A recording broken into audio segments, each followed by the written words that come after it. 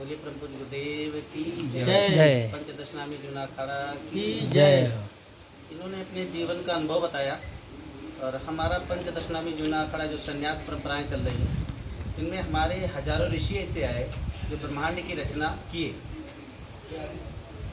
जैसे शंकराचार्य जी आए तो ब्रह्मांड की रचना नहीं, 12 ज्योतिर्लिंग, 52 शक्तिपीठे और 8 वैकुंठ धाम जो बताए जाते हैं, 4 धाम जैसे बद्रीनाथ और आपका द्वारिका और आपका रामेश्वरम और पुरी, जगन्नाथपुरी, ये चारों धाम का जो था, 4 शंकराचार्य 4 मठ बनाए। हमारे संन्यास की परंपराएं थी। तो उस समय जब कुछ नहीं था तब हर परिवार से एक बच्चा लेते थे महाराज शंकराचार्य जी और कहते थे कि जिस संन्यास परंपरा हमारे देश कैसे चलाना।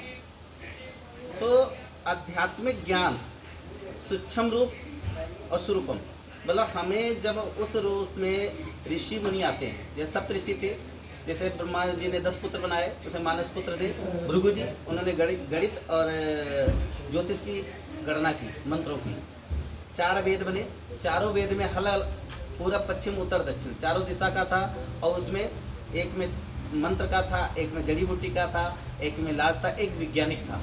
तो ये 4 वेद हमारे जो बने, 18 पुराणे बनी, 6 शास्त्र। उनमें जो व्यास जी ने लेखन किया था, गणेश जी बताते बद्रीनाथ में लेखन हुआ था, तो उनमें जो गणना हुई शंकराचार्य ने जो कराई थी, तो आज भी हमारे महापुरुष हैं।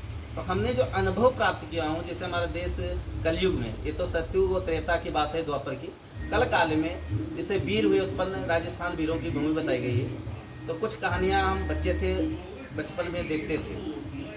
तो महापुरुष हमेशा आते हैं और उन महापुरुष महात्माओं का आशीर्वाद सदा रहता है।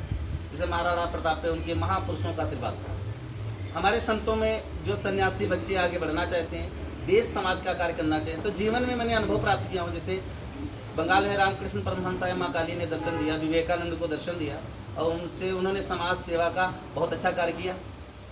तो आज हमारे युग में जो हमारी अवस्था है, 44 साल की अवस्था में, मैंने देखा हूँ अखाड़े में जिस दिन से आया था, तो उस समय 20 साल पहले अखाड़े में कुछ नहीं था। आज उनका अवतारिक सत्ता है जो मैं देख रहा था, दर्शन करने के दुर्लभ थे महाराज जी के। हमारे जो अंतर्राष्ट्रीय अध्यक्ष हैं महाराज जी, हमारे हरिगिरी दादा गुरु, मैं उनका नाती चेला हूँ। तो 2 लोगों को जोड़ी बना दी, राम और श्याम की, जैसे हरिगिरी महाराज जी, प्रेमगिरी महाराज जी, दोनों लोग मिलके, शरीर अलग अलग हैं, आत्माएं एक हैं उनकी। आज हमारे अखाड़े का नाम पूरे भारत, तो भारत विदेशों तक आज अखाड़े का नाम सर्वोत्तम सर्वव्यापी ऊपर है। आज 13 अखाड़े भी हैं और अन्य अखाड़े हैं जहाँ जहाँ सबका नाम आता था। नियाज जूना अखाड़े सन्यासी का नाम जहाँ जाओ कहते हैं ना जूना अखाड़ा है। तो हम आँखों से यही आत्माएं देखी जाती हैं, इनका अवतारिक सत्ता है। ये ब्रह्मांड से सप्त ऋषियों में से अवतारिक सत्ता है। और कौन से ऋषि हैं ये तो गणना बाद में बताएंगे लोग। तो आध्यात्मिक ऊर्जा, शक्ति की साधना, जैसे माता जी ने बताया, ब्रह्मांड की 9 ग्रहों की रचना। तो मैं भी बचपन में जब केदारनाथ भाग गया था, 4 साल अध्ययन किया इस पे, शरीर पे कैसे उठना है और कैसे 9 ग्रह मंडलों को देखना है, कैसे रचना हुई थी, कैसे का, ये सब ऑटोमेटिक दिखाई पड़ता है। मनुष्य जब चाहे और जब अपने सूक्ष्म रूप में बैठता है तो सब चीज़ की रचना होती है। और माता जी ने जो गणना की है, बहुत अच्छा, उनको बहुत बहुत धन्यवाद देते हैं कि देश में ऐसे ऐसे माताएं आदि शक्तियाँ करने लगे। हम भी शक्ति के उपासक, इसलिए माता जी का बहुत वो कर रहे हैं। नहीं, देश में खाली एक ही विकास मनुष्य किया है कल काल में, कौन? योगी मोदी और प्रदेश का योगी। और हमारे जूना अखाड़े में एक ही है हरिगिरी महाराज जी, जो पूरे संत समाज में आज पूरा हमारे लोगों का लाल भगवा कपड़ा जो है संतों का, वो हरिगिरी महाराज जी के नाम से लहराता है। तो देश में इतिहास में उन्हीं का नाम लिखा जाता है जो कुछ करके गुजर जाते हैं। जिन्होंने अपने लिए कुछ नहीं किया, इतिहास उन्हीं की रचना करेगा, दूसरे की इतिहास रचना नहीं करता है। ठीक, इतिहास में उन्हीं का नाम आएगा।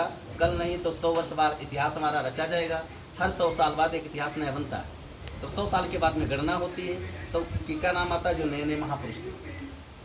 अरे तो इनमें विकास करते हुए और आध्यात्मिक ऊर्जा और देखना, ये हमें अगर ज्ञान प्राप्त करना है तो हमें 10 द्वार के ऊपर होना है। तो 10 द्वार के ऊपर में जब हम 4 गुप्त द्वार मनुष्य के होते हैं, उन द्वारों में अगर घुसते हैं तो हमें त्रिकालदर्शी मतलब शिवरात्रि, शिवलोक में पहुंचते हैं, ब्रह्मलोक में पहुंचते हैं। ठीक, और 12 द्वार जो है विष्णु का, तो 10 द्वार ब्रह्मा जी का 10वां द्वार बताया गया। ये जब हम शिवलोक में जाते हैं तो हमें अज्ञा चक्र जागृत हो जाता है, उन्हें हमें सारी चीज़ें दिखाई पड़ने लगती है भविष्य में क्या होने वाला है। तो भगवान शिव महाकाल की पूजा करता जो है और महाकाल की कृपा हो जाए, तब सब संत ऋषि मुनि जितने तपस्या करते हैं या सब त्रिकालदर्शी हैं, उनके लिए बहुत बहुत नमन, कोट कोट प्रणाम। जिन लोगों को अज्ञा चक्र जागृत हो गया, त्रिकालदर्शी हैं, वो भविष्यवाणी हर ऋषि बता सकते हैं। आने वाली पीढ़ी जो है उसी प्रकार तैयार होनी चाहिए। हमें अपने शरीर को सूक्ष्म रूप करके तपस्या करके और हमें कहते त्रिकाल 13वें द्वार में पहुंचना चाहिए। 10वां द्वार और 11वां 12वां 13वां 14वां द्वार होता है 14 भुवन, मतलब 14 भुवन जागृत, 7 लोग ऊपर हैं 7 लोग नीचे, ये 14 भुवन है।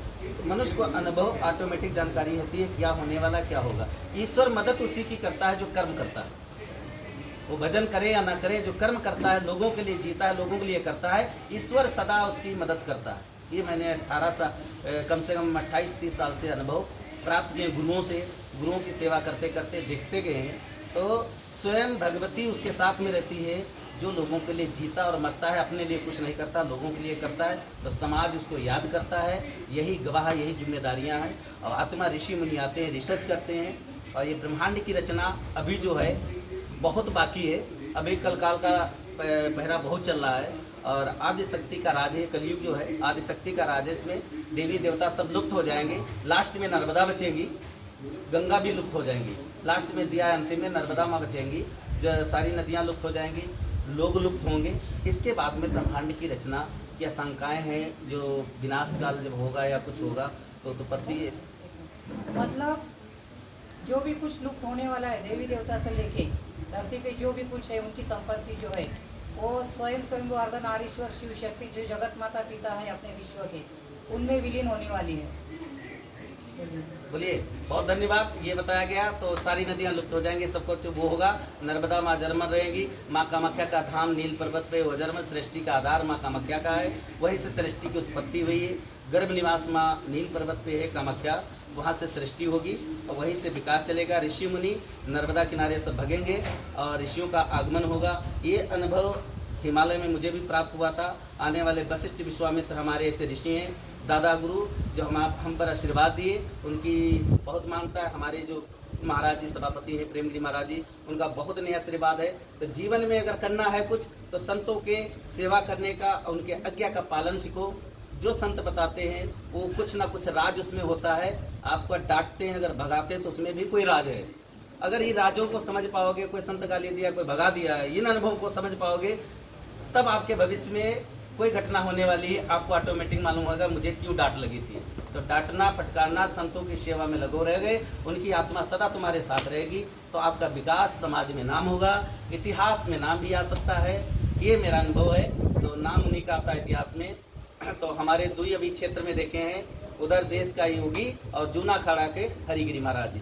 हर हर महादेव। बहुत बहुत